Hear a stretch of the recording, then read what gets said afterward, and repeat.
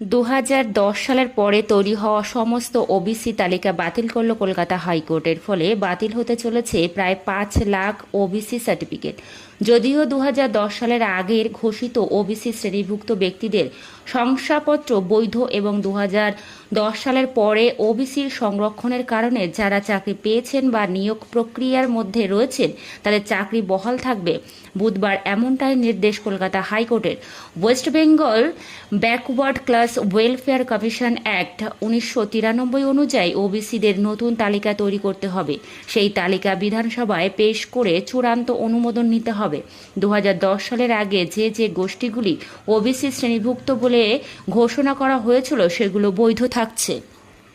হঠাৎ করে কেন এই সিদ্ধান্ত? এই প্রসঙ্গে কলকাতা হাইকোর্টের পর্যবেক্ষণ, এই সময়ে যে ওবিসি সার্টিফিকেট তৈরি করা হয়েছে তা পুরোপুরি আইন মেনে বানানো হয়নি। উল্লেখ্য, চাকরির ক্ষেত্রে এটা সংরক্ষণ থাকে।